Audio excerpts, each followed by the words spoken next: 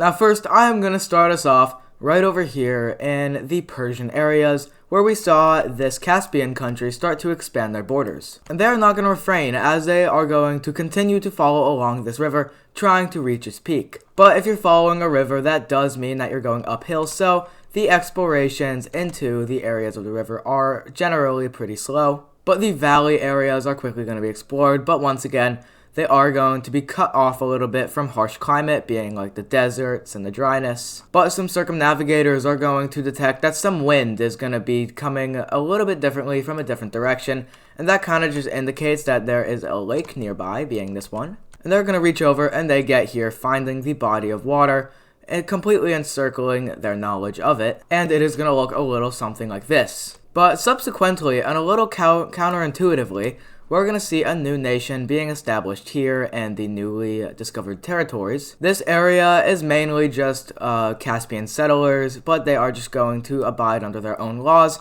since if this territory was controlled by the Caspians, then it would be very hard to, dictate. So they're going to explore more around the areas, mainly going in to this river. But once again, the thing with like the uphill river, that's even more extreme here because of the Himalayas. But all in all, the areas around this sea is going to be completely and utterly discovered. And with them expanding more, they're going to go along this river right here.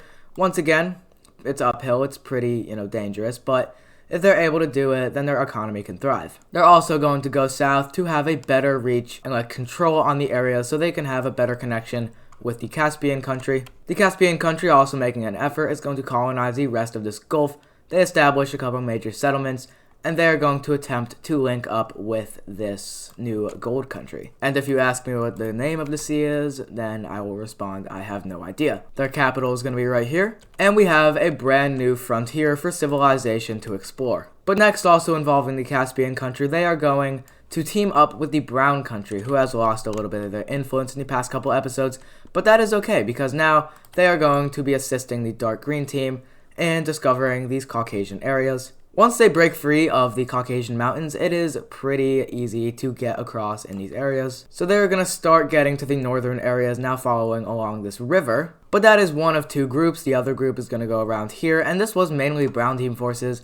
The rest of the green team forces were using the gold team as a stationing ground, so now they can spearhead across from the gold team and meet up with brown team explorers. Discovering this piece of territory, now they're going to move upwards. As you can see, there are a lot of rivers around this area, so the river valley is going to be quite farmable. And the Caspian country is going to reach up, going all the way here to the northern areas of the settlementations. And the brown country is going to expand their borders, now attempting to just create a river border, which they're going to be able to successfully do, if I can correctly outline it. Alright, now we have our first official river border bound by a treaty, so that looks a little something like this, which is pretty interesting. But they are going to use this to facilitate more exploration, and we are seeing that the West is becoming increasingly explored and colonized. So colonized to the point where other nations are going to take note of it, and they are going to start to expand their boundaries into the areas of which their neighbors have explored. The brown team being the main one doing this, as, well, they explored it, so it doesn't actually really apply to them,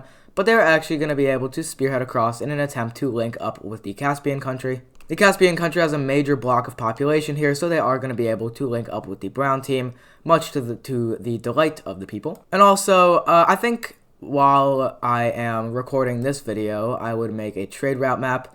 So in the next episode, you're gonna see a trade route map. So can't wait to see how that turns out. But like in the last episode, we're just gonna see the surrounding powers filling in this area. And at the end of the day, it's gonna be a lot less organized than the official treaties that divided up the rest of Arabia. But it's gonna end up looking a little something like this. Alright, and with a lot of exploration and nations over here in the Middle East, we're going to see the same thing happening over here in Eastern Asia. This Dark Cyan team, they've elected a dictator. Well, not elected. The dictator kind of came into power, kind of as in early history like this. Governments just kind of politically collapse, not really as a form of rebellion, but the actual government collapses, nothing really happens territorially. But this new dictator, which has been taken into power, is going to expand South China's borders massively. They're even going to start to press up against the western border of China, and they are going to be very big, but this is eventually going to come back and bite them in the ass. And the order of events is going to be pretty gruesome. Rebellions pop up over here in the southwestern area of their country, over here near the Chinese border, which is going to be heavily in support and supported by China, interestingly enough. They also take Taiwan. We see a dark green rebellion that is in support of actually joining China. That's pretty radical. A kind of dark purple one right here. And the final frontier is going to open right here with this gold rebellion over here in the north. So now Eastern Asia looks a lot more complex than it did like 30 seconds ago. And all of these rebellions are going to start to fight each other.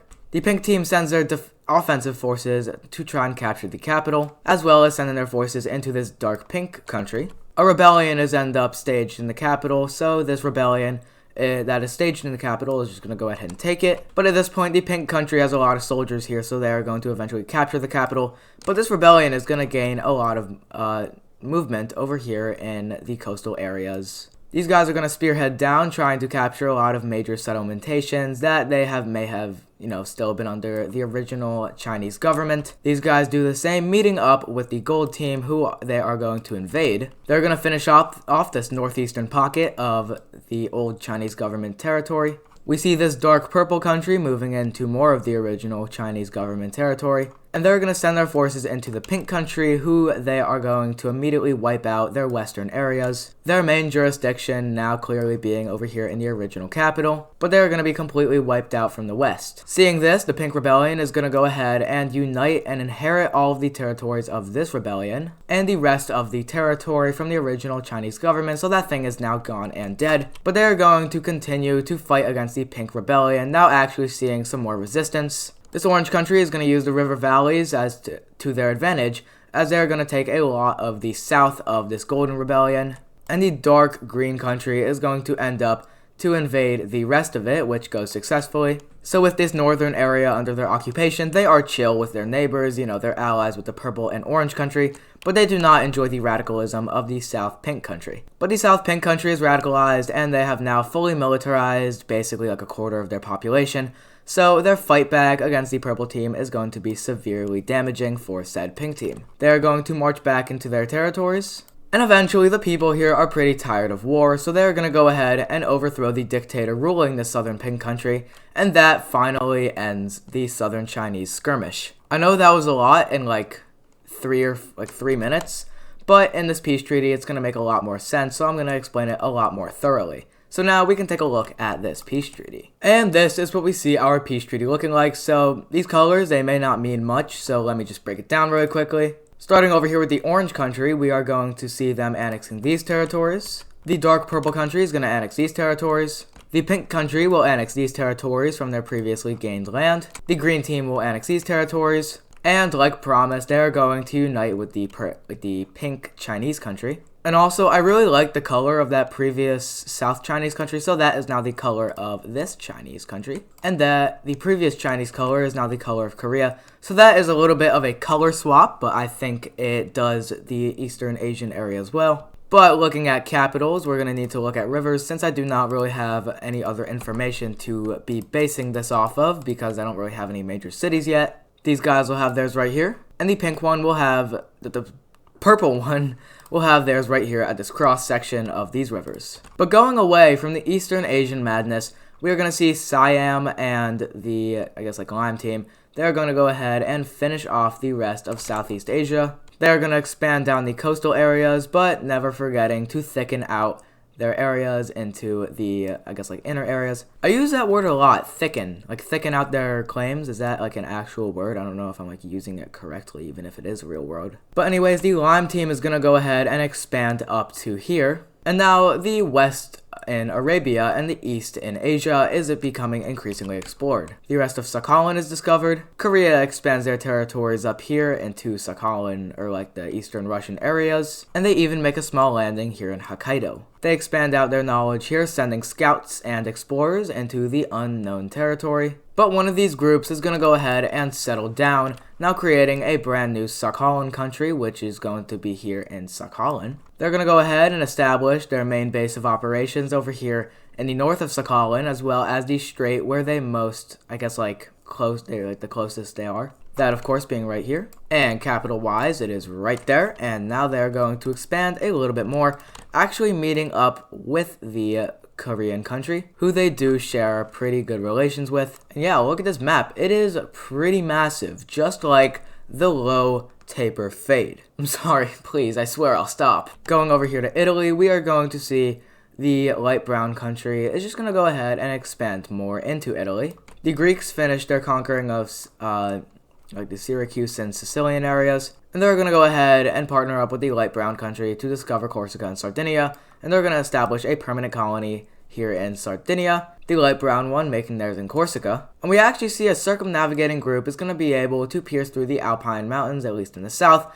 and they're going to be able to go here, now actually getting over here to Catalonia. And yeah, they're just going to go ahead and make a new nation. I don't know why, but their color reminds me of Sunny D. By the way, that stuff is really unhealthy. Don't drink it. They discover the... You know what? Actually, I'm going to learn the name of the islands because it's like the Balearic, because I'm actually just checking right now. So, the collection of all of these islands, Isle Baleares. Oh yeah, the Balearic. So they're going to go ahead and discover the Balearic Islands, and they're going to go ahead and move down, and they are going to have a lot of success becoming a very coastal, profitable country. Their capital will be right here, completely ignoring this river that cuts their country in two. And yeah, looking at this, you might just go ahead and think that the entire series started in like Southeast Arabia, but no, it started in India. That's how set these guys are over here. But the Chinese country over here in Japan is going to go ahead and conquer the rest of the south. With their newly acquired territory over here, they are going to extract a lot of resources, and which is going to be like leather and a lot of supplies that are just pretty beneficial to have for your exploration forces. So they're going to go ahead and equip them with that stuff, and they're going to go ahead and go here in the south. Take a shot every time I say go ahead. You won't survive. They're going to follow the coast of Honshu. Since I do know, I'm a geography YouTuber, I know something about geography, that the center of Honshu is pretty mountainous. So with the new equipment they've recently attained over here, they're actually going to invade a lot of the difficult to colonize forces. And yeah, the government's pretty relatable to the explorers. Nah, I'm just kidding. China is not going to derive from that. They go on this peninsula, they go on that peninsula, and now Japan's looking really funky. But with Korean forces discovering the entirety of Hokkaido, they're going to meet up with Chinese forces completely discovering Japan. Korea is going to establish a permanent colony. Two of them actually, one in the north and one in the south. Sakhalin country is going to take the rest of the Sakhalin island, expand their country a little bit more up north in this Gulf of Eastern Russia, or Gulf of Siberia. Once again, my Eastern hemisphere geography, not very good. But China is just going to go ahead and do something pretty weird. They're just going to go ahead and take the rest of Honshu. This prompts Korea to take the rest of Hokkaido. And yeah, Eastern Asia is getting a lot more attention. China finds themselves with the abilities to go into these river valleys, now meeting up with their actual first border with Korea, which I find is pretty interesting. The two have a lot of history.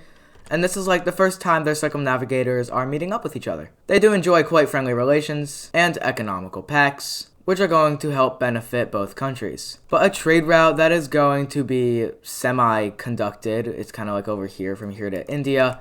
It's very loose, it's very not defined, not to the point where it can be an officially used trade route. But China is going to sell a lot of their expedition equipment with the red team, and they're going to use that to go into some more of the smaller areas in the Himalayas. And with this new equipment, they're going to go and head up north, now going and actually bordering with their country, the Himalayas. This dark red country is also going to go ahead and go up here, but the red country is going to be nuh-uh. Why are you pulling up the river layer? Oh no. The red team is pretty militarily focused. It's kind of worrying for a couple countries. But the red team's military is going to sprawl over here and thrive in the Indus River Valley areas. Actually, the valley areas are over here, so they're just going to go ahead and actually take their capital. And interestingly, the purple team is going to march into the west of this nation. The west of the dark red country is very profitable for the purple team, but this kind of goes against their diplomatic incentives, as, they were trying to turn this dark red country into their ally, and they were going to economically boast from it. And they've just realized that the red team is not going to stop until they implode, so they're just going to go ahead and try to preserve as much territory as they can from this this thing. they will go ahead and surrender over to the red team. And this treaty is a little bit unfair for the red team. We see the red team gaining these territories right here, and the purple team gaining these territories. And for the first time in a while, a capital is going to be wiped off of the map. So now the red team shares a big old border with one of their main enemies. And if you didn't know, that's not very good for the entire world, because if you guys go to war, then that's going to economically disturb a big portion of the world. But in the midst of madness, the red team is going to go ahead and take the rest of the river valleys, at least the eastern areas of it. And the red team has turned into a military powerhouse, like their wet dream. And as the final event in our video, we're going to see exploration forces over here from the grayish blue country. They're going to come down here and they're going to discover Djibouti. I feel like this was a long time coming, as Djibouti is pretty close and most likely in viewing range. But they sprawl out here, getting over here to the eastern areas in Somalia. Now kind of just, once again, I don't know if this is a word, but they're going to thicken out their claims. And they're going to establish a permanent colony over here in the Djiboutian areas, because this was an area of interest in the last episode. These guys were an exploration group that are heavily partnering up with the Caspian country, and now they have set their sights on making a crossroad to Eastern Asia. So let's say that the brown team wants to get to China, maybe they could create a cheaper route that could go through the north instead of going through the red team, and the red team might just be taxating them heavily. So they're going to begin that project, and it is going to start right over here in the areas by this big lake. Also, like I did say in the last episode, I am now having of the trade route map. It is not very big yet, but it is going to expand. You can see the most recent areas it's expanded into are these areas, notably enough, because that is kind of where everything is happening at the moment. But they are going to extend out, and their circumnavigators are like, yeah, if we just keep going on this latitude, then eventually we'll end up somewhere over here. We're not quite sure where, but they're going to reach a body of water, and they're going to think that they get over to here. Now, these are ancient times, and stuff doesn't really move around that quickly, and that includes information. So they're not informed that this is territory of the Sakhalin country. So they're like, yeah, this is brand new territory, and we're going to explore it. But then the circumnavigators are like, no, the air is still coming from this direction, and it should be stronger here if we are at Eastern Asia.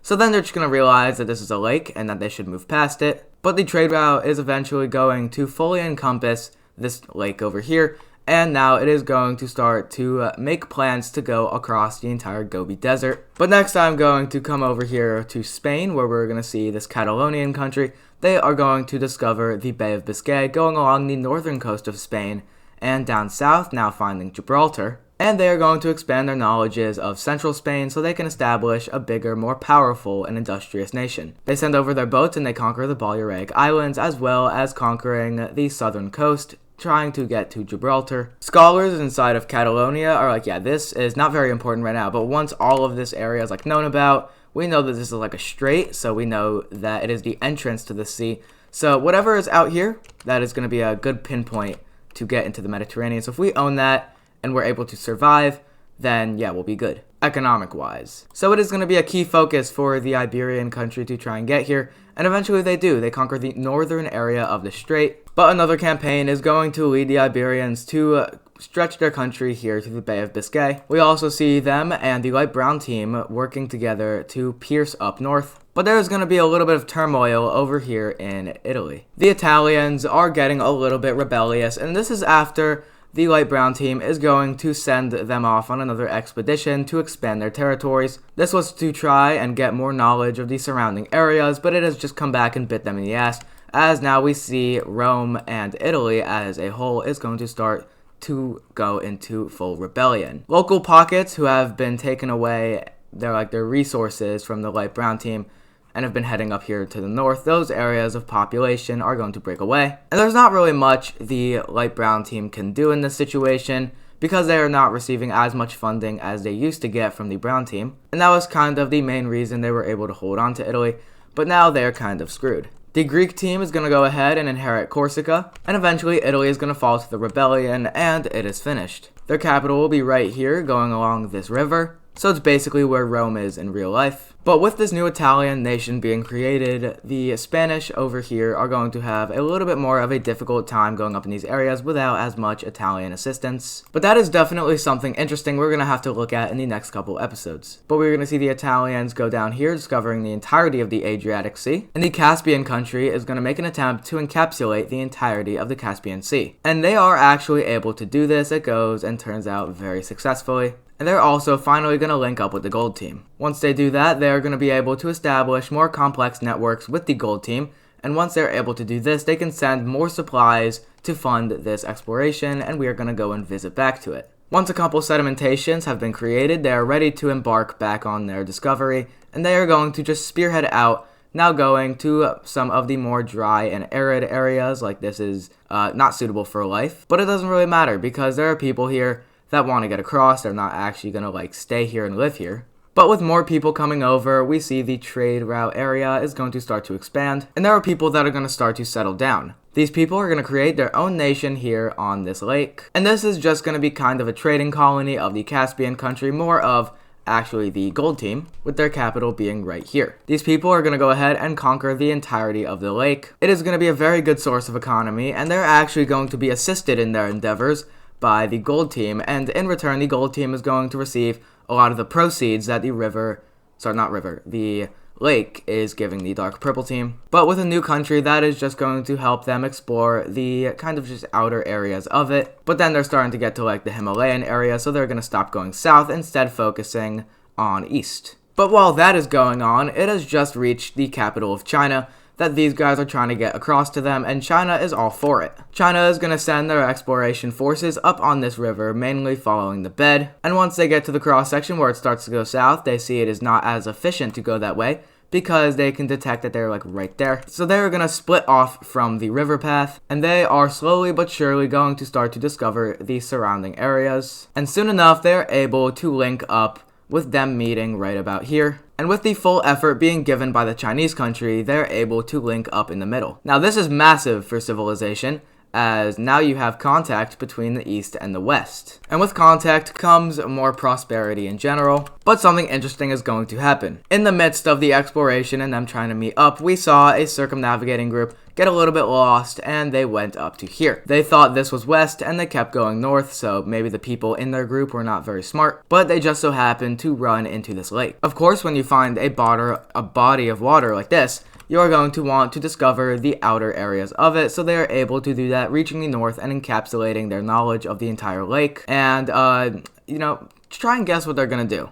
I bet you can't. If you guessed right, then you're in the pile of people known as everybody, because they established a brand new nation in the south of this lake. There are a lot of maniacs that just decide to start their own countries. It's kind of confusing. But legislation capital is right here, and once they do that, they're going to be able to move up the west of this lake, and they're going to establish some stuff with China. Speaking of China, they're going to extend their country out in an effort to try and just get better access to the trade route. Now, when I say trade route, it's not an official trade route. There isn't, a black line going all the way here from the west to the east. But there are just towns that are set up here that are kind of linking up, so they kind of just vaguely get there. I really need a better keyboard. Whenever I press down my control button, that's how I do this.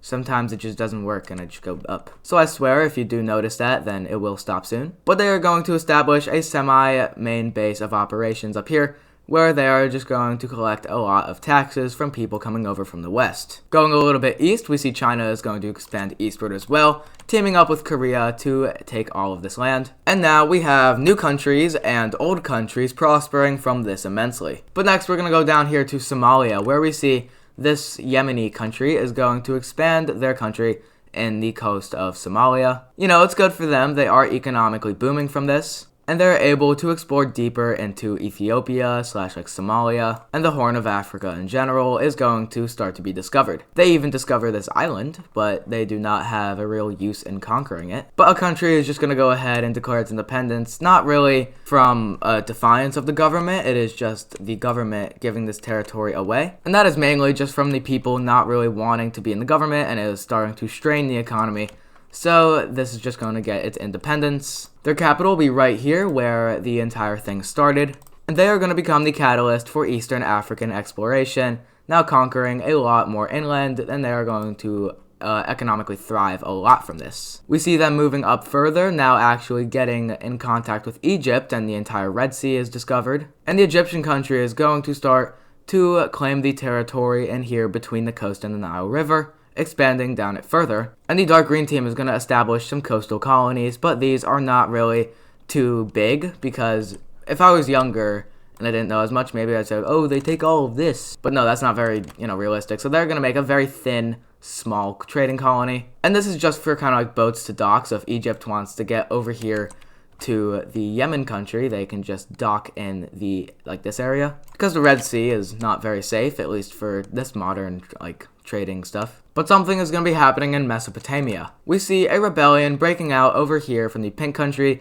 These are just people that don't really like how the pink team has been subserving all of their population in terms of land gain. So a big rebellion is just going to go ahead and open up right here. And the green country is going to start to invade the pink country, possibly being behind this entire thing. The brown team is not really enjoying this, as, well, they were a very close ally of the pink team, and watching them crumble hurts a bit, but eventually it is just not going to be worth it to try and save them, as Egypt is just going to go ahead and conquer the south of their panhandle. Then the rebellion spreads over here, and that is just going to take over the capital. Eventually, Caspia is going to divert their attention from the trade route, like the Silk Road, over here, so they can conquer and get more territory around their capital. And the pink team is forced to surrender over to this rebellion. So now we can take a look at a peace treaty. And this is what we see our peace treaty looking like, at least the lines that comprise the peace treaty. The smallest amount of land gain being over here by this green team. Actually, I take that back. The smallest amount of land gained is from the Egyptian country. Caspia greatly expands their borders, and a new blue state is created right here. So now the scape of the Middle East has been changed, just a little bit. The trade routes don't really change much, as it still runs through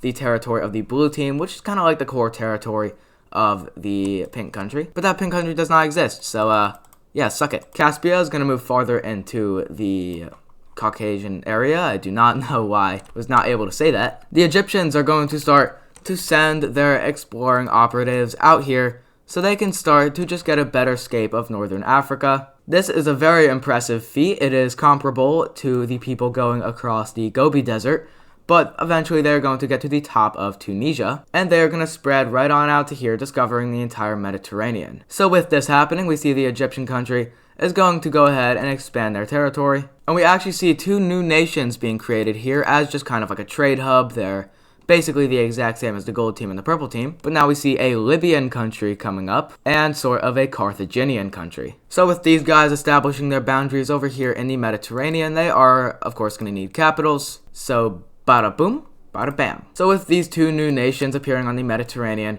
they're going to expand out, trying to gain as much of the coast as they can, because that is going to be a massive economic incentive for them. The Libyan one also primarily focuses on linking up with Egypt, but Carthage is a lot more independent, as they are going to work on themselves, expanding their territory, not really aiming to connect up with any major power. But next up, we are going to see some envoys being sent over here in an effort by both the Caspian country and the Persians. And they're going to sort of set up like an international country they can all use. It looks a little something like this. It is sort of a buffer state between the Caspians and the purple team. They are going to have their capital right there. And this is actually going to help and assist that the capital of the purple team has a trade route going through it, so it's going to kind of spread out. And it's going to go through the capital of the beige team, now linking up with the Caspian country, so now they can get there a lot more directly. But this brand new Afghan country is also going to have interest in expanding, but not too much, because the powers that created it are like, nuh-uh. The Caspians are going to go ahead and expand more up here, so they take a lot of this territory. The gold team is going to expand their boundaries all the way to here. The purple team is going to go ahead and meet up with them. And yeah, that's kind of what our Asia is looking like at this moment. This is a point that has been a very hot topic in the past couple of episodes, as it is starting to lead the areas of the most economic, focusing. And that's not going to stop, as the gold team and the Caspians are going to start to link out the trade route further, now attempting to get over to this pink country, which they're able to successfully do. But this is a little bit of a hard area, because there's nobody here except these guys, so they're kind of encouraging the people from the orange team to start to settle a new country over here. but no one over here is really going across the desert to deliver that information. So the trade route production is going to quit for a little bit. But in other areas, it's going to expand with the trade route expanding over here in North Africa. North Africa has been a place that has recently been settled. With the addition of the Libyan team, the Egyptian country is going to be able to create their trade route between themselves and Libya. And economic connection is starting to become a very prevalent topic in this universe. But for now, we're going to go over here to Carthage. Carthage is a new nation that has recently just sprouted up on our map. And it is an interesting one because it is in a very good location economically wise. It's a pretty good mid-ground to go from Iberia to maybe like Egypt if you're not stopping in Sicily. So it could kind of look a little something like this with the sea trade routes. And this is going to boost their economy to the point where they're able to get to the south of Gibraltar. And they are pretty friendly with the Iberians. And speaking of the Iberians, they are going to go up here and conquer a little bit of the northern Mediterranean, kind of like at the south of France. And I think that's basically the entirety of the Mediterranean conquered, because you have these areas, but that's probably going to be gobbled up in the next couple seconds. But moving away from here, a big group from the Iberians is going to go up here into France, reaching Brest. They're going to go past Normandy and into the areas of the Seine River. So if I actually pull up the rivers really quickly, that's going to be very helpful. They get to the end of this riverbed and go a little bit beyond, but, the Alps. And a large group is going to go up here, and they're going to go past the Netherlands all the way here to Denmark. They proceed to discover the entire peninsula and the surrounding islands, and they are going to establish their own nation. This nation will be a dark purple nation. I'm just checking if there are any nearby. Nope, we should be good. This brand new Danish country is going to be made of explorers from the Iberians, as we just saw. Their capital will be right here, and they're going to continue to expand, with them reaching all the way over here to this island and getting onto Copenhagen, but they cannot expand across the entire thing because their main assets are over here in Denmark and exploring the areas around it, because the actual push to discover these areas has dropped a lot since their creation. So while expansion is limited, it is still happening. But this was one of two divisions. The other division is going to go here north of the Alps, and they're just going to spearhead into these European areas, subsequently also discovering these Benelux or lowland areas. And they're going to work together with the Danish to try and discover a lot of Western Europe. This goes successfully, and there are going to be some people that are going to settle down right here. They're going to make sort of a dark red country up here in France. And their practice is actually going to be very similar over here to China. You can see China is definitely establishing their borders across this river area. And that really isn't a very common practice other than the Nile. But yeah, these guys are doing it over here in Europe. This is because notably these guys' economy is very weak, so getting the riverbeds is going to be very important. Soon enough, they are going to start to expand up north, but now it is time for capital. And if you don't get a capital, then your government isn't centralized. And if your government isn't centralized, then you're going to collapse. So capital is going to be right there. And we are going to see one final nation spring up over here in Brest. This is going to be sort of like a green civilization. And once again, this is just a group of people that decided to settle down here. They are going to establish their borders on this northern area of the river and expand down south to this area of the river.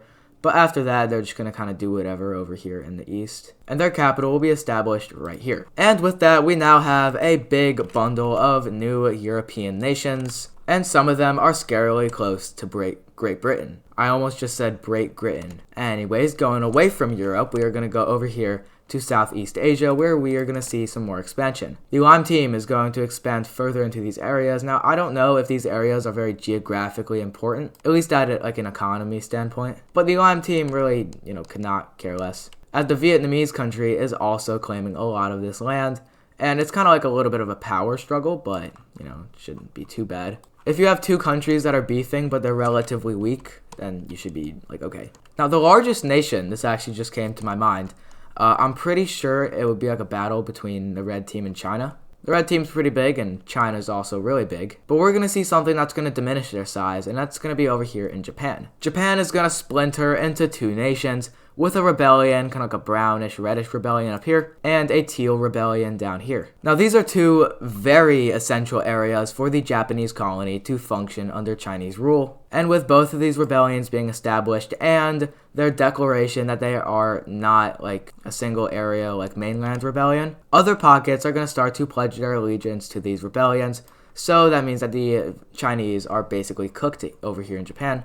This rebellion, this like tealish whitish, is going to be primarily located here in the south, with them capturing these two southern islands as well as making a southern landing on Honshu. They also captured the areas here of Tokyo, and we see a new pocket over here in this peninsula. But the Brown Rebellion is going to be a lot more spread out, as they are economically a lot more like relatable to one another. These guys are primarily farmers, so they are going to have a lot of pockets over here that may have been neglected by like laws created by China. And with these pockets linking up with each other, they are going to be able to... What the hell? I don't know why that went off. But the Brown team is going to continue their campaign of just stumbling across this Chinese territory and absolutely just demolishing it. And with the North falling under primary Brown team revolutionary forces, the rest is going to be inherited by the Southern Chinese Rebellion, except a little bit of stuff up here. But other than that, boom. And I actually really like how this border looks, so they're going to stay on the border of which their troops met. And it looks like there aren't any rivers, so that means that the capitals can kind of just be anywhere, so these guys will have it right here, and the northern capital will be here. Alright, so we have two Japans, and when you have two Japans, that's going to inspire some people over here in Hokkaido.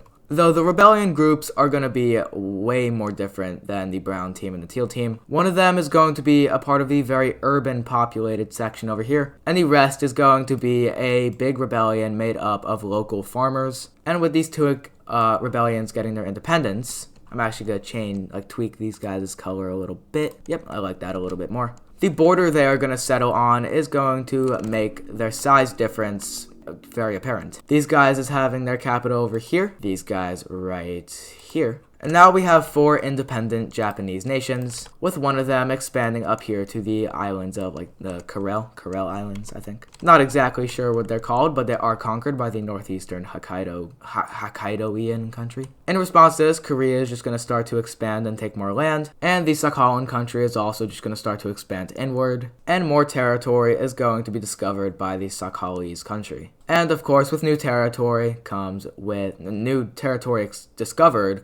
territory that is conquered. The Koreans are also going to expand a little bit up here. And the Chinese are just going to expand their country a lot. They are going to mainly and primarily focus over here in the west, mainly trying to spearhead out here, making this area a lot bigger. But something that is happening is going to make the Chinese country very sad, is that these areas are not very connected to the Chinese government. And there are going to be 2 rebellions that appear, with a pink one right down over here, and a light red one over here.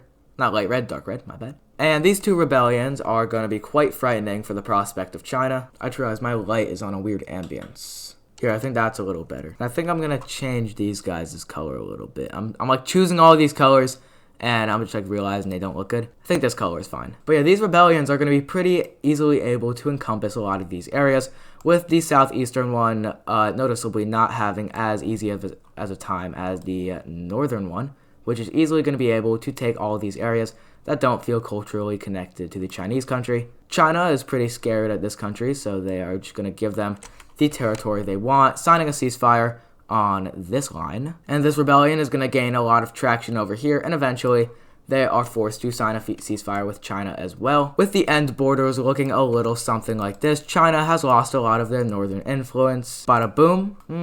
There's no trade route up here. Oh, but there is a river. Bada bing. But next, going down over here to Somalia, there's going to be a big group that is going to push for the southward exploration, so they are going to do that. This is going to be relatively easy, as a lot of operatives are going to be assisting the Somalian country.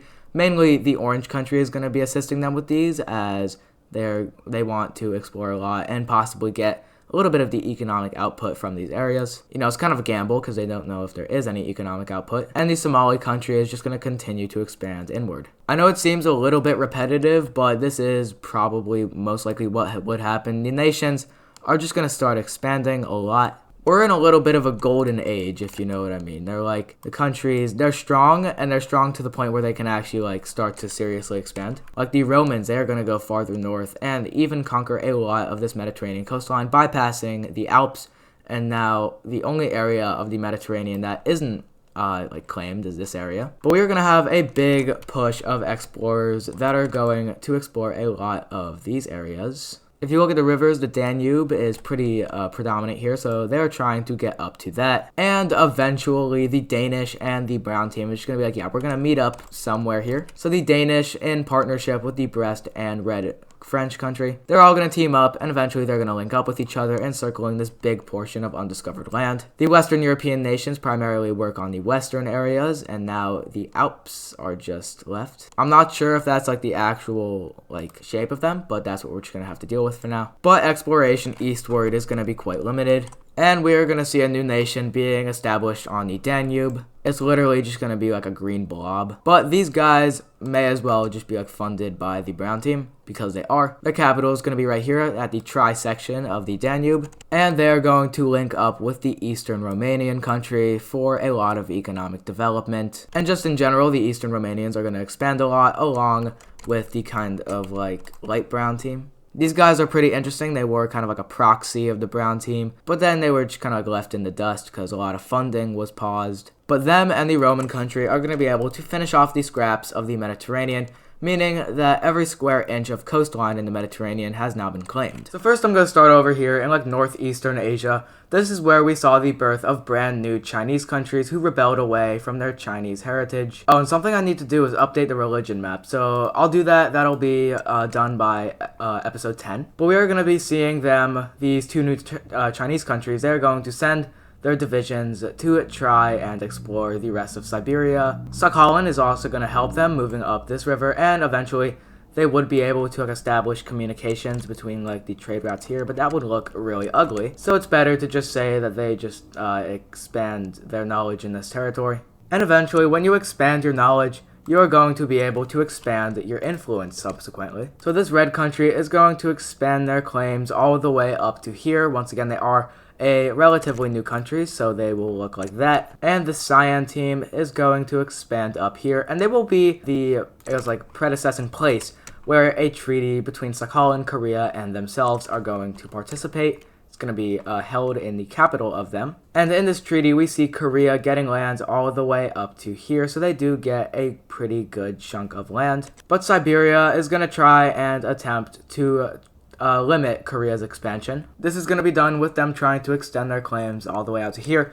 And these guys expanded before the treaty, so they are also going to take a bit of land. And now we see Korea being boxed in, but filling in the borders, we are going to see our Eastern Asia looking a little something like this. So with Korea being completely boxed in, they are going to go into a bit of a stage of like isolationism. It's very difficult to get out of the country, and even more difficult to get into the country. So there are going to be a lot of trade is going to be paused. Korea is just going to like focus on economically developing themselves. Going down here to Vietnam though, they are going to work together with the Lime team to finish off Southeast Asia, and it's done like that. We also see the Lime team discovering these islands over here, which are a part of India modern day, and they're going to send their divisions of exploration forces down here in the Strait of Malay. Eventually, they're going to reach the tip in Singapore, and the Lime team will start to expand their borders down here until they get to like this area, to the point where they have to stop. But they're also going to take some of these islands. But a couple of traders are going to come down here, and they're going to do a little bit of thinking. Eventually, navies are going to be able to go from west to east, but they don't really have a direct path to do that. At the moment, all you can really do is land trade routes. But there is a strait. If we develop it enough, then we might consider asking the red team and the blue team and the dark green team and all those really powerful countries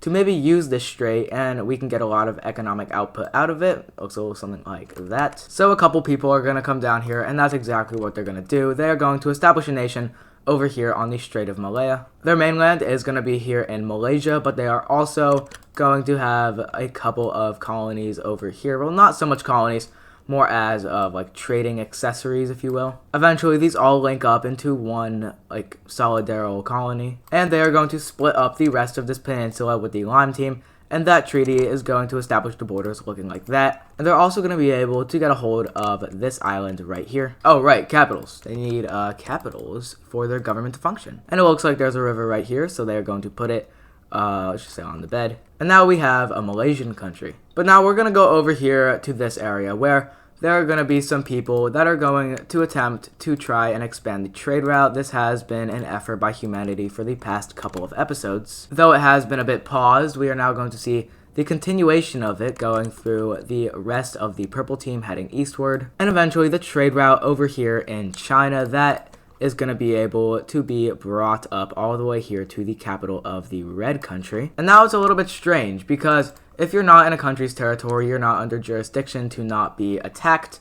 And yeah, there could be like some burglars and stuff like that. So the Caspians and the gold team come up with a bit of a twisted plan. They're going to take some Caspian prisoners, send them up here to Baku, which is one of the most fortified areas on the planet, and they are going to do certain tactics that just drive these prisoners to their limit, and they go absolutely insane. They will then add more people to the prison, and then those people will become insane as well.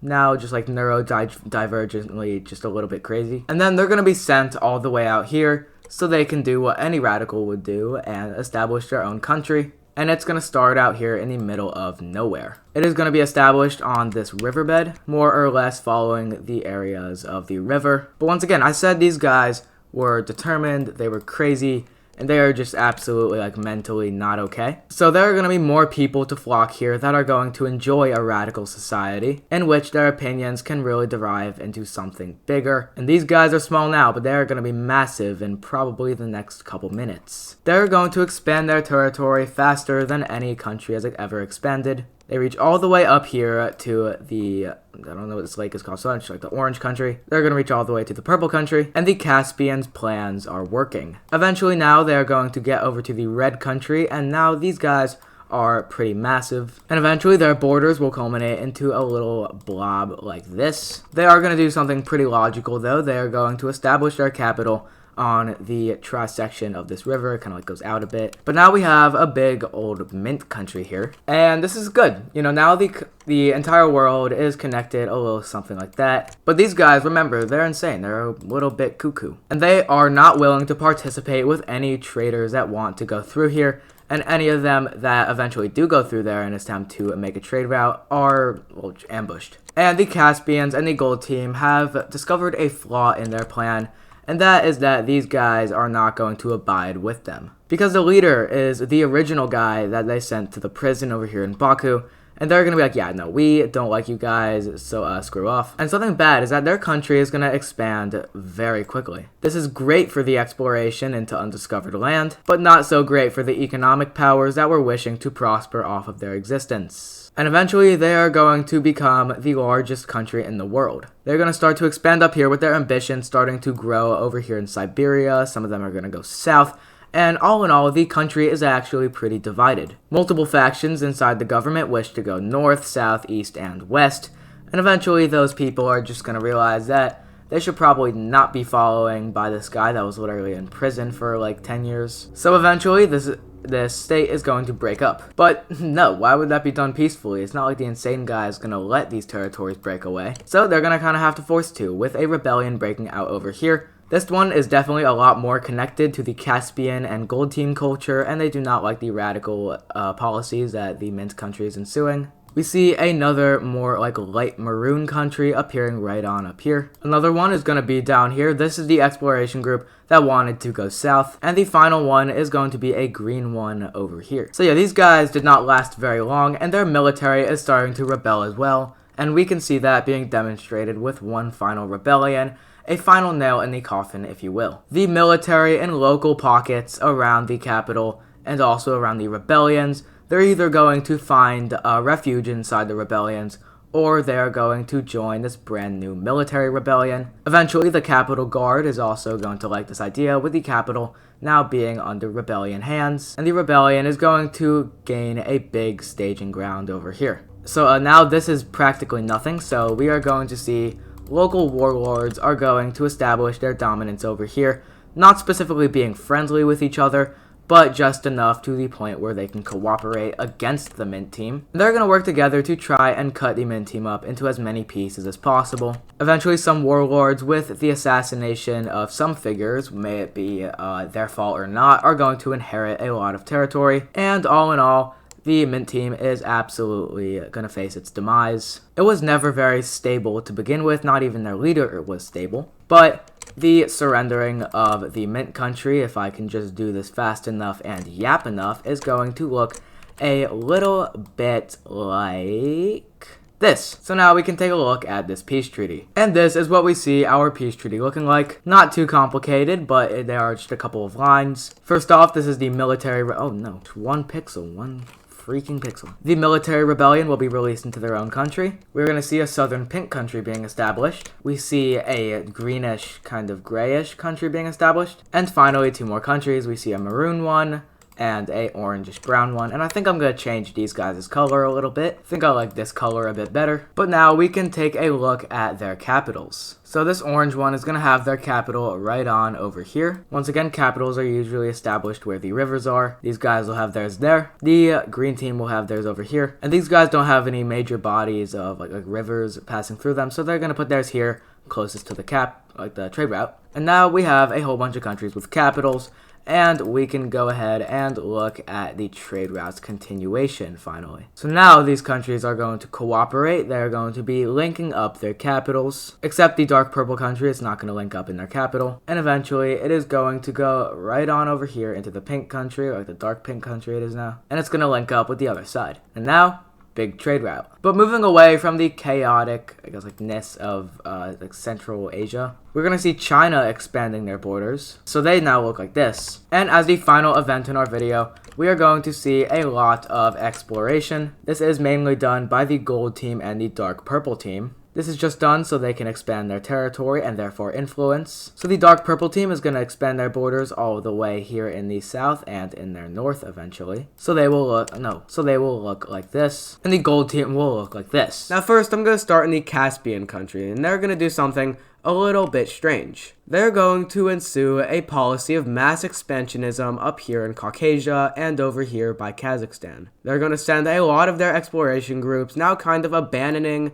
the intents that they had with the gold team and trying to establish their own kind of area over here in Russia. For the most part, this does go successfully. They take a lot of land, and a lot of people are very upset about this because it feels like the Caspians are focusing more on the unexplored territory than their actual like urban areas.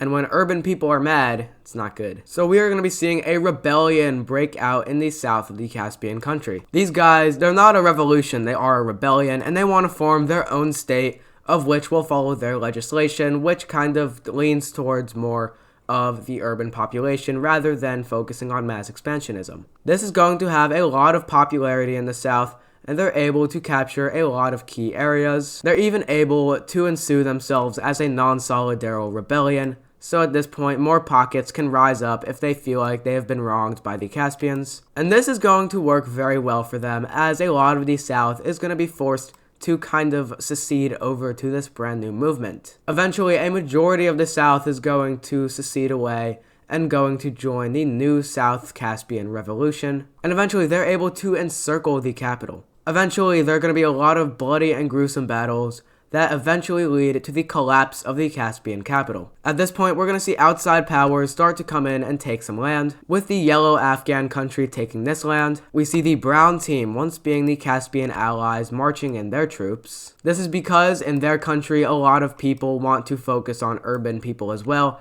and if they help out these rebellions, then maybe they can avert a similar situation to what the Caspian country kind of has going on inside them right now. So they are basically trying to avoid what is happening to Caspia. Eventually, they're going to be able to liberate a lot of the people down here in Caucasia, even reaching all the way here to Baku. This is going to assist the rebellion in taking out this pocket, and the brown team moves further north, now starting to quote-unquote liberate more of these people. The brown team is able to take a big chunk of land, and the Caspians have kind of been forced out of their southern territory. But I guess the sort of final nail in the coffin for the Caspians is that there is going to be a second rebellion breaking away and taking the areas of Turkmenistan. And this is going to be followed by a betrayal. This betrayal, of course, being the gold team now invading into the Caspians. Now, you might be wondering to yourself, how are the Caspians losing this easily able to win war? Well, it's because all of their military is up here, and all the military that's down here has defected to a side that is not on the Caspian side. So eventually, these rebellions, after gaining a lot more steam over here in the eastern Caspian, they're going to meet up and have very friendly relations with the gold team, who is able to to shoot across the country and limit the Turkmenistan rebellion. And you know, they're okay with that. But the gold team is just going to continue to go up north here, eventually stopping, and the front line looks like this. And now we can take a look at a peace treaty of the demise of South Caspia. Alright, and these are the lines that are going to be comprising our peace treaty. It is quite simple, so let's break it down really quickly. Starting over here in the west, we see the brown team taking a massive amount of territory both from the rebellion and Caspia. Speaking of the rebellion, these are their borders. Afghanistan will get this territory. The eastern Caspians are going to get these territories. And finally, the backstabbing gold team is going to acquire these territories. So now Caspia has been forced to relocate up north. And they're basically starting from square one. But there is a lot of potential to be had here. Of course, their growth is slow as a lot of their military did defect, as I said earlier. But their exploration forces have definitely stuck to their origins. Caspia has been hell-bent on stopping the expansion of radicalized, I guess, kind of peoples. This, of course, being shown with the light pink team over here, if you remember them, kind of like the Mesopotamians here. They used to be here, and this is like the final remnants of them. And Caspia was an offshoot of these guys, and they are trying to stop the radicalized countries who are trying to take all this land. And of course, by this, they are attempting to refer to the brown team. The brown team has been a major power since the early days of WICSO, and now they are attempting to try and take on the Caspians. Caspia and the brown team have held relatively good relations, but now is sort of turned, not to a level of Cold War, but definitely to a level of a lot higher tension. But going away from that, we're going to go over here to Eastern Europe, where we're going to see the Danube country, the Romanians, and the Ukrainians all try and explore up into here. Of course, their forces are concentrated in different areas, so most likely we would see something that looks like this. But these countries are not very strong. But if you have land, you're strong. So they are going to expand their territory up north as far as they can. The Danube country is being very careful, as they are a country established on a river, and if something you didn't know about a river is that it frequently floods. And if your river floods and you're not really caring about the people and just expanding,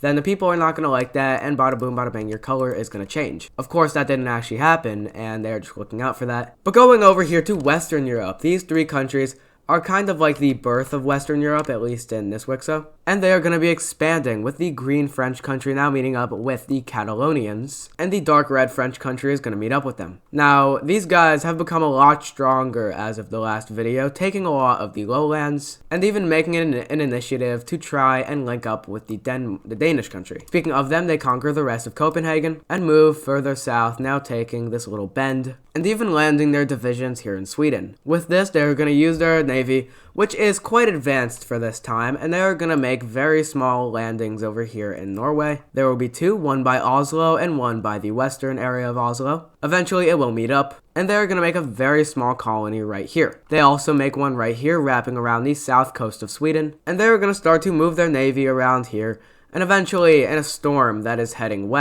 east, don't know why I keep getting them mixed up, but the Danish division is going to be sent out east, and they're gonna land over here in Riga. And basically, like, the entire crew, like, passed out and fell asleep, so they're not really sure how far away they are. Like, for all they know, they could have slept for weeks, and they're, like, all the way over here. So with this paranoia comes the establishment of a new nation, of which being the Latvian nation. These guys are instantly very powerful, as they are made of explorers, and those explorers were on navy ships. And if you don't know something about people, the people that are in charge of the navy are pretty good with boats. And being good with boats in this series is very essential. So they're able to establish themselves here in the Baltics, and they're able to link up with Danish exploration forces, eventually discovering a lot of Eastern Europe. A big push is made to go east, and they're able to expand their mainland over here, down further into Königsberg, and into northwestern Poland. Their capital shall be right here. And now we have a good chunk of European countries who are relatively strong. But wait a minute, the French country says they have made a discovery. What? Oh no. Oh, Jiminy Cricket, they've discovered bloody England. Oh, fiddlesticks, what the fuck? Yeah, so they're going to discover England. And with the discovery of England comes a lot of deja vu with a lot of the African countries. Not these ones, the ones in real life. They're going to make a very small port colony, which is the first trace of English culture in our series. But going away from that, we are now going to be going over here to Catalonia. And these guys are very, very strong and very good explorers. So good that they explored the entire Iberian Peninsula. But one thing apparently they're not good at is keeping their people in check, as a big group of people kind of just go out here and establish a new nation. But by the way, these people are very sane and not mentally wrong in the brain. They're going to put their capital right here on this river, and there are a lot of rivers down here. In fact, there's a whole system of them, so they're just going to go ahead and take that territory. And they're going to actually decide to split up the Iberian Peninsula with Catalonia, and that will look like this. So I guess now we're doing mass expansionism, because I am not liking the pacing of the series, and I want the world map to be a little bit more filled in, because we're on episode 10, and that's a pretty big number. Okay, so we're going to be doing a little bit of a kickstart for the Balkans. And it's going to be a little complicated, so just see if you can keep up. First of all, these guys are going to have a very small rebellion up here in the northeast. They don't take too much mind to that though, as they're going to keep expanding up here. Though this was the concern of the Danube country, these guys are actually confirming that this should be a concern they have, because these guys are just going to expand further, and the people here are going to be even more upset that they're ignoring them. But some people are actually kind of happy, because now they can just ransack the territory and take a lot of the Bulgarian countries east. And by now, they're not really the Bulgarian country, more as the Albanian country. But nonetheless, they are going to be having a lot of their territory taken by this rebellion. Eventually, they're able to sign a ceasefire with them, and with this ceasefire, or I guess not a ceasefire because they don't have guns, but with this ceasing of fighting, they are going to see the independence of this brand new nation. But they're not going to really hold what they preach, as they're just going to have a lot of expansion out here. And eventually, they become one of the largest countries in the Balkans. Now, it's not good, given your reputation of breaking away because of the country you're becoming. So a new country is going to break away from the country that just broke away, forming a brand new northwestern Bulgarian country. And these guys, much like their predecessors, are going to expand further out here west. And yeah, that's just about my ramble complete. The Balkans still looks basically as messy as it does in real life, but there were a little bit of border complications here. So like there are going to be some exclaves. There's going to be another one which like connects up for some reason. But then these guys are going to have a border dispute. What? Oh, but here's where it's going to get bad. The yellow team is going to have a border dispute with the brown team, which eventually they win. And it's going to look a little something like that. But the international community, aka the brown team, is going to allow for the orange country to keep a big population pocket, which just so happens to be right here. And eventually the green team is going to let these guys connect it up to their mainland. And this is what we see arising out of that. So, yeah, that's not very pretty. In fact, we'd probably see a lot more border gore in, the ancient era. But I guess we're not seeing as much of that, and I'm not really sure if that's a good or bad thing because of accuracy or how good I want my thumbnails to look. But now going over here, where we're going to be seeing the dark green country and the lime team working together. So the green team is just going to try and improve their overall strength. Not exactly trying to show up the red team, but they are definitely going to be giving them a run for their money. With the lime team, they're able to explore in these areas, and them and the lime team are going to be able to expand into these areas a lot. The lime team, who is a lot more professional than the dark green team, is just going to establish their borders looking like this. They're even able to reach out, blocking off the Vietnamese country. And a lot of these southern Chinese countries are going to expand out into this area too. And, you know, South China as a whole, before they inevitably collapsed, they were pretty good expansionists. So we're going to see that represented here by the lime team working together with a lot of these South Chinese states. And they're able to claim a lot of territory. Going over here to Hokkaido, we are going to see this brand new Hokkaido team who formed from the colony of Korea. They're going to send their navigation forces, and they're going to do a little bit of island hopping, heading up the Kuril Islands, eventually landing in this one, and then they get to Kamchatka. They're going to claim this island, and along with the help of Sakhalin, they're going to explore a lot of Kamchatka. They're going to establish a very small colony down here, and these guys are actually becoming very strong. But remember what I said in the previous episode, we saw that these guys were a lot more like farmers, probably a lot more like communists. Communists in the sense of the balance between state and people. But these guys are like the urban overlords rule their country, and that's not very popular. So there was a big push to remove them from the map. And yeah, not sure how well you guys can see that, but the gold team has just went ahead and unified Hokkaido. And of course, with that comes the eradication of capitals and the institution of the gold team. And with this newfound land, they're able to ramp up their production and start to take more of Kamchatka, of which they're very good at doing. The Sakhalese are going to send their forces up here into Siberia. This is definitely a thing that I think a lot of WICSO YouTubers mess up with their like pacing, definitely with Siberia. So we're just going to see the Sakhalese expand further north into,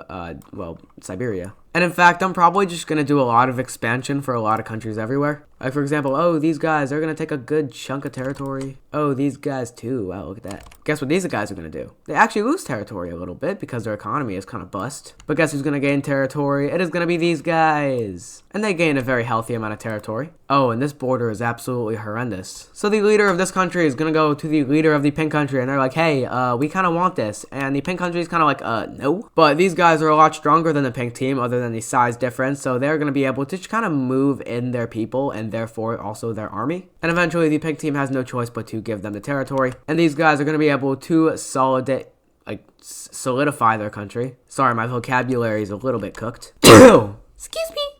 Sorry. So, anyways, just don't worry about that, what I just did. We're gonna see the Caspians. They're actually going to ensue another policy of mass expansionism, but this one is definitely a lot more tame, as, you know, they know what happened last time. But now they're attempting to one-up the brown team. Now, the brown team is very strong and very powerful, and also very capable. They could easily, like, wipe out Ukraine and Romania and probably become one of the strongest countries in the world. But right now, it's not in your interest, because this whole complicated thing that would definitely upset some people if you literally just went ahead and invaded countries. So Caspia is going to kind of use that to kind of box in the brown team, interestingly enough. And Caspia actually has a goal: become Russia. Now, that's quite a task. Russia is one of the areas that have been the most place where the biggest country has been most of the time. Sorry, my English not working. But there's like all of that, and they're not going to grow up to look like that. But they're definitely going to try to, as this policy of mass expansionism is actually going to be supported by the people. The Caspians become massive. If someone says like the low taper fade in the comments, I'm actually going to cry. And eventually their country grows out to look like this. Definitely a massive rebound, and they are probably kind of rivaling the red team for strongest country in the world. So actually, you know what? We are going to do a just kind of country size ranking thing. Now, in terms of pure landmass, it's definitely the red team. They are the biggest. I mean, without even distorting the map, like look at them over like the brown team and the entirety of Western Europe. They're pretty big. But then it's probably followed by like China, and then Caspia, then the orange team, and then the brown team. And after that, it gets a little foggy. Probably the Burmese country, if I were to guess. But going away from that, we are going to see one final event occurring. And I made that sound like it was going to be a major plot point. It's really not. It is just the Eastern Caspians making a claim and agreement with the Gold country and the Afghan country that they're just going to be expanding out here to the east. And yeah, they're looking quite nice. So first, we're going to be going down here to Somalia, and they're going to discuss with a lot of these other Red Sea countries and African nations that they want Africa to become more explored. All of the action, they say, is over here in Asia and Europe,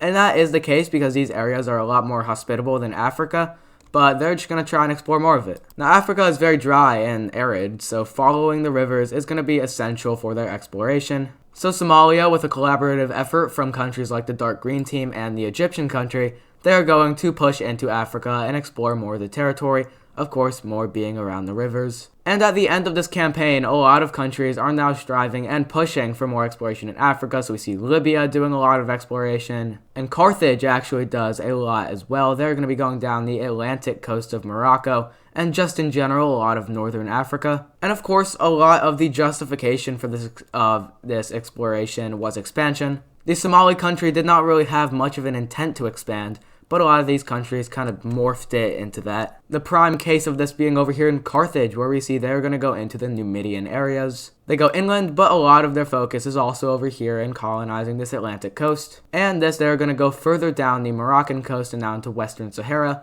to the point where they are going to stop expanding because they are pretty massive. Libya also takes it in on themselves to start expanding as well. These areas are a lot more difficult to explore than the eastern areas of Africa. There are like a lot more rivers here than here. So Libya is set with a lot more of a difficult task, but they are left looking a little something like that. And if you've noticed one thing, that as these countries, while they're expanding, it's very broad. It's like all around your borders, like the Carthaginians took all of this stuff. But the Egyptians are going to have a lot of their expansion forces over here on the Nile because that is where it is economically, I guess, strategic. Also on the Red Sea, where they meet up with the colony of the Dark Green Team. And I know I said earlier in the series, these guys wouldn't have that big of a colony, but now they're stronger, and a lot more of this area has been settled, so now they have the ability to put aside what I said earlier. In which case, they're just going to become a lot bigger. Now, the Somalian country never really had an intent to expand once this exploration was finished, but they're not really that opposed to it. Because, like all governments, not all of them stick to their word. So these guys, as well with the other countries, are going to expand into Africa. Kind of unimportant, but we see the orange team taking this little island. And the orange team, it is an interesting country. It broke away from the purple team, who broke away with the red team.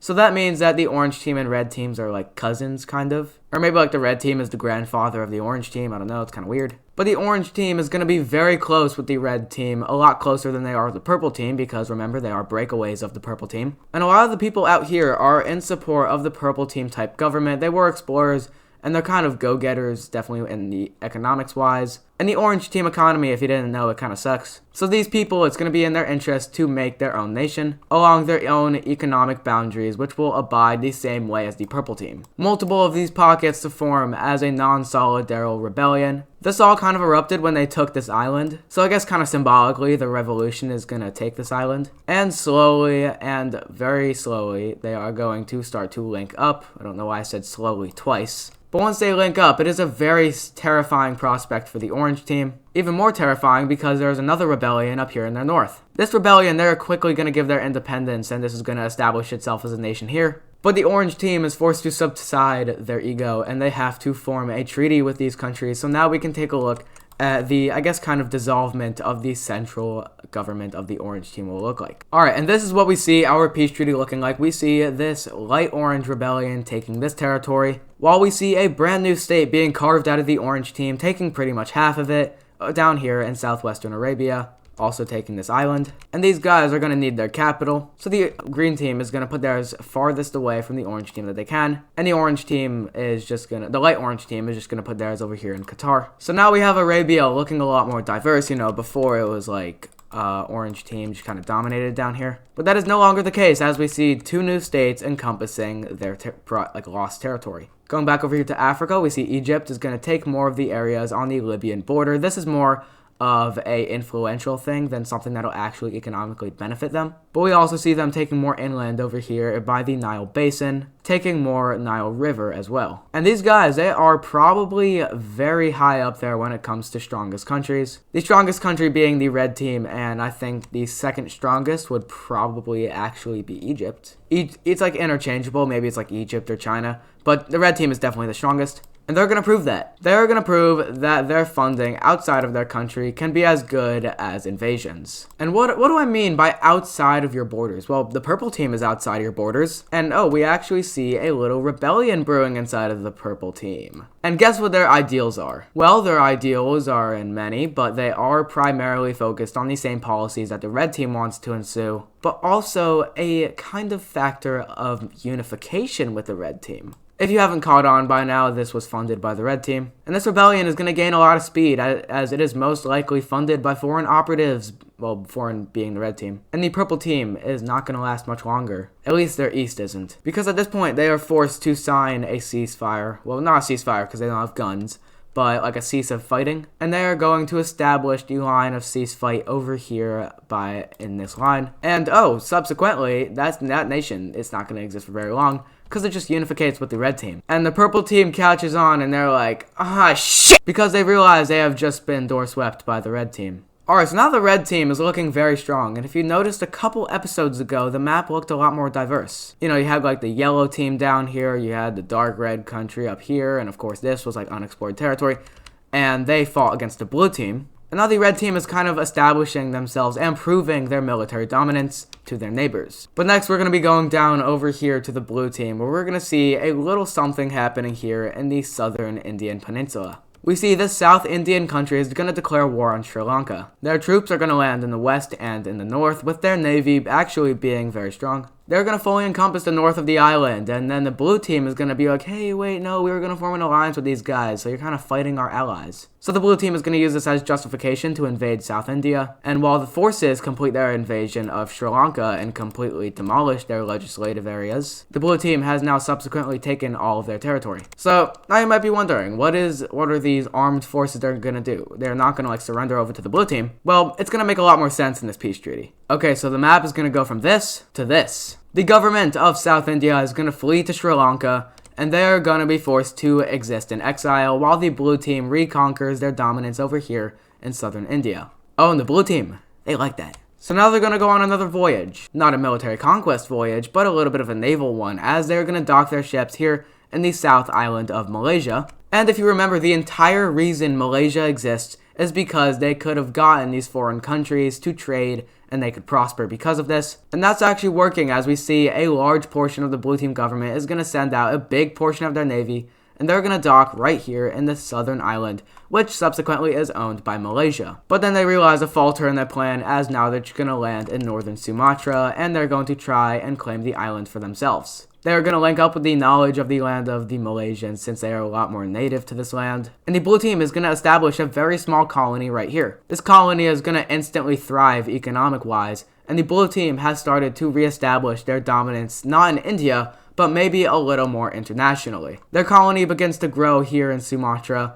and it is mainly an economic one. They are attempting to just trade with Malaysia and the Lime team. But this is also so they have a bit of influence over the Strait of Malaya. Say you're Sri Lanka and you want to get to China, you're going to have to go through the Strait of Malaya or like this area, but that's probably really dangerous. So subsequently with that information, you're going to go through the Strait of Malaya. Now you could go all the way like this and refuge in the Malaysian country, or you could go to the blue team, which might offer lower taxes and like expenses of being there, and maybe they could provide a separate detour that would be cheaper for you, therefore undermining the entire existence of Malaysia. Now, of course, this plan is not revealed to the Malaysians. The Malaysians are just a little bit paranoid, and they're paranoid for good reason, because the blue team is cooking up. Eventually, the entirety of Sumatra is done without the Malaysians even lifting a finger, and this makes a reasonable claim for the blue team and justification for them to go into northern Sumatra and take a whole bunch of territory. They make their first contact with Malaysia, and it is obviously instantly going to be very tense. A lot of Malaysia's economy was spent on developing these areas, so they are not very good at expanding further here. And the blue team is going to expand their colony down here in the western coast and this island. And now they're going to do something at the horrible dismay of the Malaysians. The blue team is going to lower down the expenses of existing there than the Malaysians. The Malaysians were really trying to drive up those tax prices, but the blue team's like, yeah, come to us. We'll provide a cheaper option to get to China, and overall, we're just going to be a lot more friendly with you. Malaysia is purely like, we want money, but we're like, we want alliances and stuff like that. And this detour is going to completely undermine the existence of Malaysia by cutting across Sumatra. By this time, Malaysia gets their head out of the mud, and they're going to take the rest of this territory, but it is far too late. The first country to abide by this brand new thing is going to be Sri Lanka. Sri Lanka is going to go ahead and make the first voyage. They're going to go here to the northern areas, and they're going to go across these islands, and eventually they're going to land right over here. And then these assets are going to be sent over to the eastern areas, where the blue team now sends out another division, where they're going to make another pit stop, which is going to be kind of the final thing of their colonial, I guess. And they're going to make a very small coastal colony here in western Borneo. So once this colony is established, the Sri Lankans are going to go from Sri Lanka. They're going to, once again, they go an island hop, and eventually they get to the southwestern coast of Sumatra. They shoot across. They set sail here to Borneo, and overall this is a lot cheaper than just passing through the Strait of Malaya. So the blue team has successfully done it. Sri Lankan goods are now spread throughout Vietnam, South China, and China as a whole, and now the Malaysians are being completely undermined at this point. Now, that was a massive yap. It is just, I saw a lot of comments that were sad about the blue team's fall. So yeah, this is just a way they can re-exert their dominance. But heading away from Southeast Asia, we're going to go to Caspia, because Caspia is a very interesting country at the moment. Now, I'm not going to call them Caspia no longer. That name is old. That name remarks the people that traded us, the people that deceived us, and the people that abandoned us. That was the name given by them. So we're going to declare ourselves the state of Russia. This declaration confuses a lot of people because they don't really know what Russia is. At the moment, only the southern areas of Russia have been known and explored, but the green team is going to completely undermine that thought, and they're going to expand upon the Russian areas. A country that is very excited about this is the Baltic country, because remember, these guys were naval explorers,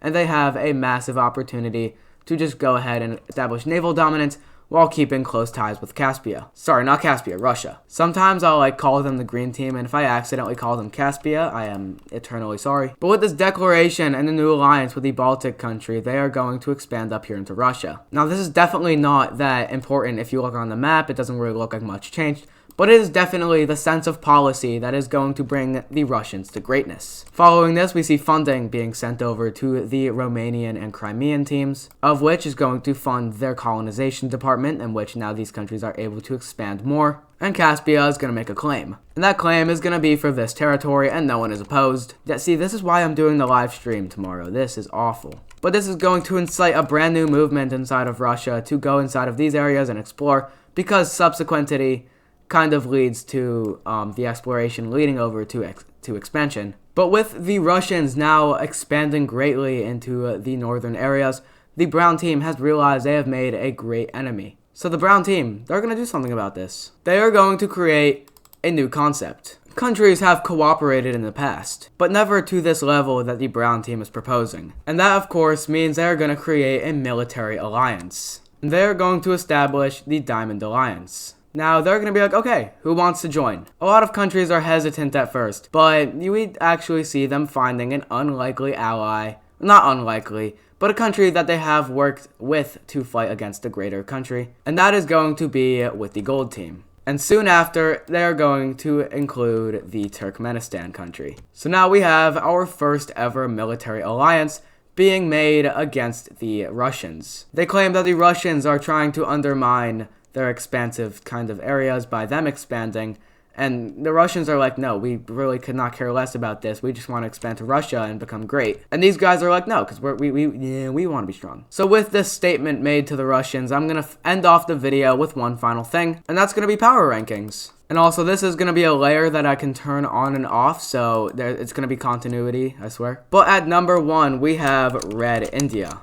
They are number 1 because of their military activities and them being the oldest country, so they have a lot of leverage to be very strong behind them. But at number 2, we are going to have Egypt. Egypt has recently expanded into the Nile, and their military presence has been notable, enough to get them into the spot of number 2. And this one is pretty predictable. It is going to be China. China has existed for a very long period of time, and their influence has definitely dominated over here in Eastern Asia. So subsequently, that gets them to the number 3 spot. And if you're wondering, this will include the top 10 strongest countries. I don't know if I'm just going to reiterate that. But number 4 is going to be Russia. Now, when I say Russia, I refer to the Caspians. But in this list, they're just going to be Russia. At number 5, we are going to have the brown team. This is going to refer to the Turkish country over here. Not much to say, they're very old and they're very powerful. But at number 6, it's a bit of a limbo, because there are a lot of contenders that could be very strong. But actually, I'm going to put the Lime team. The Lime team, of course, being this Myanmar country over here.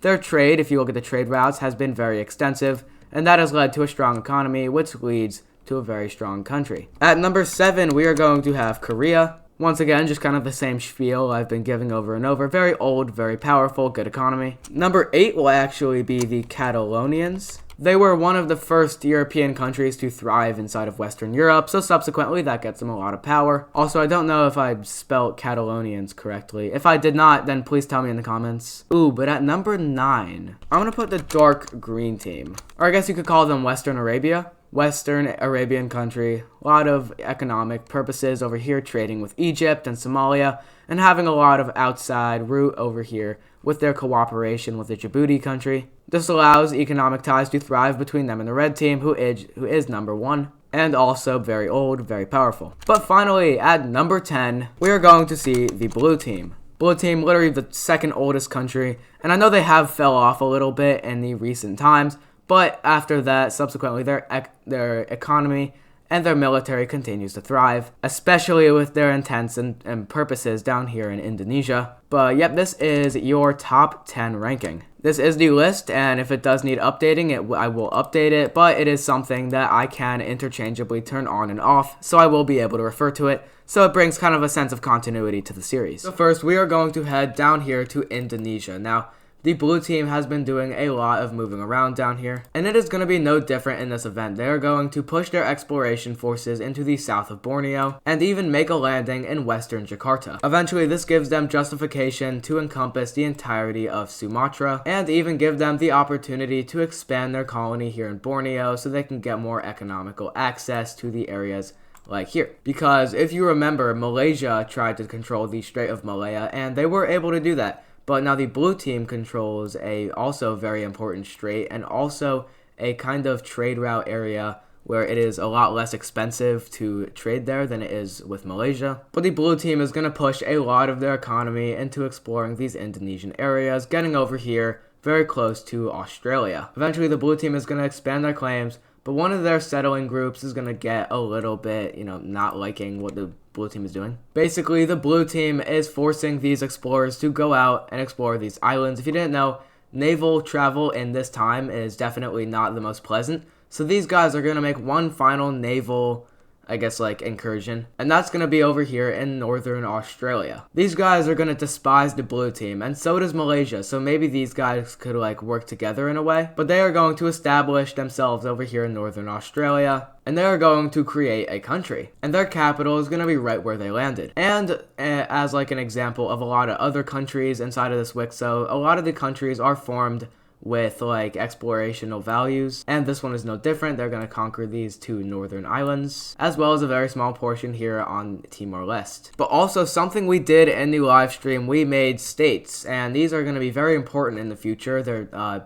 very far away from done, but we also added major cities, and those are worldwide, so they're everywhere. But these states are something that I'm going to have to finish at a later date. But yeah, with some of the lore being unpacked in Australia, we are going to go over here to England. The Red French, or the Benelux country, they are going to send more of their envoys here into England. And the Brittany country is going to send their envoys here into Cornwall. The French are going to expand their colony here in England, now encompassing this bulb area. And the Britons, the people in Brittany, they're going to establish their colony over here in Cornwall, where more exploration is going to be habilitated. A lot of trade networks are going to be established over here between Ireland and the island of Great Britain, and eventually sort of a network is going to appear. This is just going to surround this area of water, and this will mainly be used by Brittany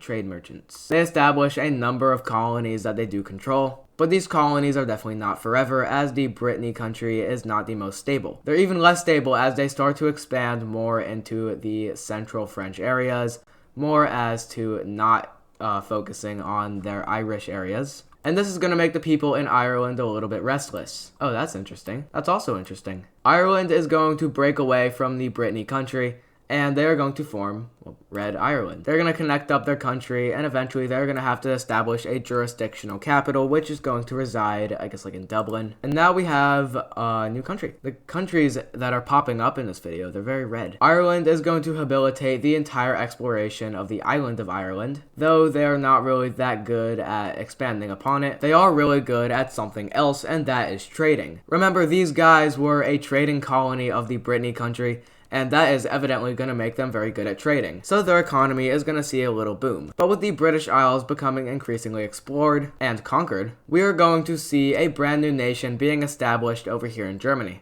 A new country is just going to pop up. I don't really know why. Sometimes in my series, new countries just kind of pop up with no reason. But these guys, I guess they're a German country. Great, exactly what the series needs. They're going to push their borders all the way up here to Denmark, and eventually they're going to connect up with the ocean as well. And their capital, it is going to be right down over here, kind of close to the Bavarian areas. But this new teal team is definitely going to rock up the influence boundaries of Western Europe, as Denmark did have a pretty great boundary of influence here. Not over other nations per se, but definitely over a more set group of people that lived without nation. And their sphere probably looked a little something like this. But now with these guys, they're going to establish their sphere of influence over people living in the non-claimed areas. But to kind of unleash their fury, so to say, the Danish are going to go and explore more into Sweden. They go up the Nordic peninsula, and they are going to eventually be tired. This is a lot of territory, just to put that in perspective. Southern Sweden, that's pretty big. But the Danish are going to be able to expand both of their colonies, being in Oslo and South Sweden. And they're going to make one right here on this island, expanding onto the mainland of Sweden, and eventually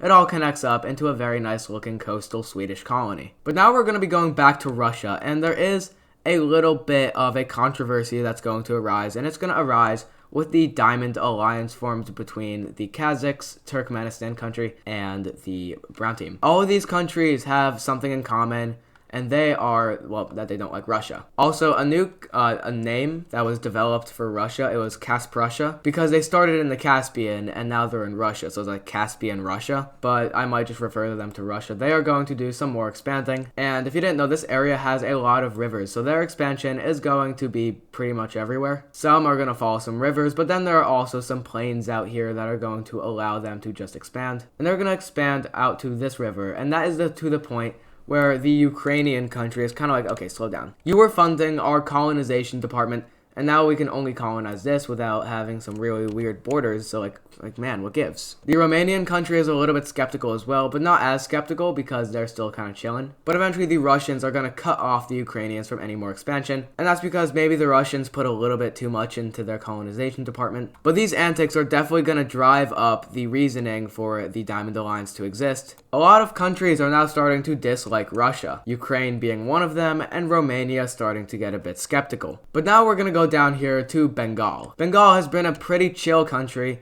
but there are definitely some things that can happen inside you, and that's going to be happening to them. A rebellion is going to break out. This rebellion, it's pretty small. Its main base of operations is this major city over here, but it definitely has some appeal to some more rural pockets that would like to join their cause. And their cause is most likely just not abiding with the policies that are ensued by the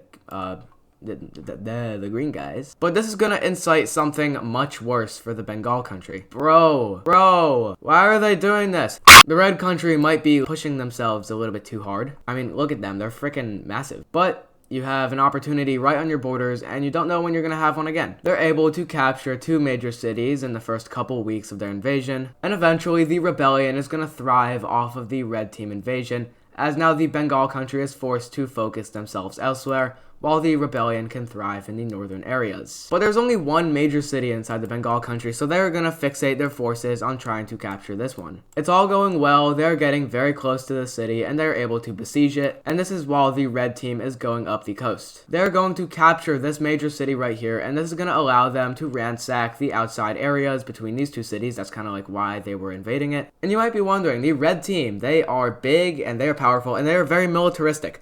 But why? You see, the blue team, they only have like economic incentives, not really so much as to have military incentives. And the red team is pretty much the only country with these extreme military policies. Red team is the first kind of country to have an oligarchical system, but they're really taking that to the extreme, as they have 8 oligarchs, but they have one that's like the oligarch. They are kind of like the leader, they're the king. And the oligarchs more serve as representatives. And it just so happens that the king is tyrannical, and so are the oligarchs. And democracy is not an idea that has been developed yet, so the government just kind of has control over whatever the hell they do. So that's kind of like the explanation on why the red team is so militaristic. But yeah, the green team is kind of cooked. You know that city that was besieged? Yeah, yeah. And this is going to leave the northern areas here very undefended. So they are going to be able to ransack these areas, now claiming them for their country. And a massive red team offensive is going to prove to be very successful here in the north, linking up with the rebellion. And there's going to be one final blow for the Bengal country. The final nail in the coffin, if you will. A red team spearhead is going to emerge, and the Bengal country knows exactly where this is heading, and it's going to this major city. If they can get to this major city, they can get to the southern front line, and this will be encircled. So Bengal is retracting all of their forces from this area very quickly and moving them to this front line. This front line is going to stall immensely with very small and anti-ambiguous orange team invasions. And this is going to be in the spite of the red team evacuation, the Bengal evacuation. And this is one of the quickest moving of populations that we've seen in my series. But eventually the city is besieged in the north and the south. Red team envoys are sent to besiege it from the west, and then the front lines connect and the city is captured. Any remaining forces and civilians are going to pledge their allegiance to the red team, but Bengal plans to fight till the very end. This is a form of patriotism. The red country cannot be stopped, but we can definitely try. And with their final words being spoken, Orange team troops are going to march into the outskirts of this major city and capture it, along with the capturing of the capital via the red team. The Bengals are no longer on the map. After this peace treaty, they're going to be on the map, but for a moment they are under occupational zones. So now we can take a look at this peace treaty. Also, I do have the states map, and this is what we see our peace treaty looking like. 2 very small lines, one way bigger than the other, but the small line is getting less territory, and the big line is getting less territory, but the small line is getting a lot more territory for the Indians. So this is now what we have our map of India looking like, and these guys now need a capital. These guys are going to have their capital right here. Alright, moving away from that, we now have North Bengal and South Bengal. North Bengal being a lot closer to the red team than a lot of other countries. The red team's closest ally at this moment is probably the orange team, since they're kind of like a lone wolf. But now going down over here to Egypt. Egypt has been a very interesting country, and if you look at the top 10 strongest countries over here, you can see that, well, Egypt is number 2. Red team obviously being number 1, but Egypt is the second strongest country in the world. And they haven't really had a chance to project that to the world. The red team, along with the entire world, kind of sees the Egyptians as a little bit weak. And that's because they've never really militarily invaded someone other than like the Mesopotamian invasion. So while Egypt carries out more expansions down here in the Nile, they're going to prove themselves here in the north with Lebanon. Their troops are going to march in from the south, and they actually have a surprisingly hard time. And this is because they're probably backed by a little somebody. But no matter who that somebody is, they are going to have a very difficult time invading into the Lebanese country. Eventually, they're going to reach the outskirts of this major city, and this is going to allow them to push their forces up here to threaten the capital. This major city falls, and the capital is going to be besieged and eventually captured. And this was a strategy kind of used out of desperation by the Egyptians, and this is because after they lose their capital, they have to surrender. And of course, they are going to take territory, which they are happy about. But they didn't take as much territory as they could. And that's because they didn't have, well, enough like war score. That's sort of like a made-up term. And that's like the more cities or the more territory you invade, the more you can actually annex. So people are starting to question if Egypt was correctly assigned the number 2 spot. But going away from Egypt, we are now going to be going over here to Southern Europe. We're actually going to be going over here to Rome, and Rome wants to expand, and Albania wants to expand as well. Well, they both have a southern frontier country that they are able to take territory from. So Rome is going to stage a little bit of an accident down here in the south of Naples. Basically, they're going to say, hey, your troops are like firing at our troops, even though that never happened. And eventually their reaction is going to be an invasion of the boot, which goes successfully. Eventually, this is the time when Rome and the Albanians are going to sign a non-aggression pact. And this is going to draw Albania into the war against Greece. Now, this was their plan. This is what they wanted. Albania is now able to move their forces into Greece, and Rome can start to invade the eastern areas of Sicily. They make an invasion here in northern Corsica. But eventually, a rebellion is going to occur down here in Sicily. This rebellion is just going to want to break away from the Greeks, since the Greeks are very far away, and their ass is going to be in a war. So eventually they're going to rebel away, and the Romans are even going to relinquish Corsica to them. And eventually now Rome is able to focus their forces down here in Sicily, in which they're able to capture it. Albanian forces move further into Greece, now starting another offensive. But at this point, Greece is starting to actually dig their head out of the sand. Something interesting is going to happen. Carthage is going to do a little no-no. They're going to make an invasion into Sardinia, and they're going to capture the entire thing. And eventually they invade Corsica as well. Now, hold up. Wait a minute. The Romans had control over here, and eventually the Carthaginians have come in and just invaded it. Evidently, they're able to work out a peace negotiation quick enough to where they annex the entirety of Corsica and Sardinia. And this will infuriate the Romans, as now they feel like their territory has been stolen. Eventually, Rome is so angered that they are going to leave the war, and they're going to sign a ceasefire with Greece, in which the terms is that Italy gets this. And eventually, with no more support, the Albanians are forced to make peace. And this war, it was a lot of fighting for a little bit of territory, and the Greeks, they'll be fine. They're even able to strike up a deal with the Brown team, in which they're going to sell this island to them, and they're going to get a lot of money. But we're going to see one final event occurring in this video. We are going to see a revolution taking place inside of the Albanian country. Now, this is mainly a Serbian revolution, and this is from the people from the outskirts, because the Albanians are a relatively urban serving population. And if you look at the major cities, all of the major cities are in the south. So these guys are more like the farmers of the country, and they are rebelling away. This is also going to lead this country, like Macedonia, they are going to invade this area along with a couple other areas just to kind of fix up the border war. The Albanians are so terrified of a two-front war that they're eventually just going to give them this territory. And now they're able to focus on what's at hand. And that is the collapse of their country. Eventually, the revolution is going to kick off over here in the north, and they're going to lose grasp over a couple areas here in their north, with more revolutionaries now actually appearing on the coast, linking up and cutting the Albanians into two. Eventually, another rebellion that doesn't quite agree with the Serbian rebellion is going to pop up here, and eventually it's just going to take the entire northwestern quadrant of the Albanian nation. And with the Albanian revolutionaries now going over here to the capital, they're going to be forced to make peace. And that peace is going to look a little something like this. Let's start up here over here in the north. We are going to see the Croatians get this territory, the revolutionaries get this territory and this territory. And interestingly enough, we see the Greeks are going to reacquire their territory here in Macedonia and southern Albania.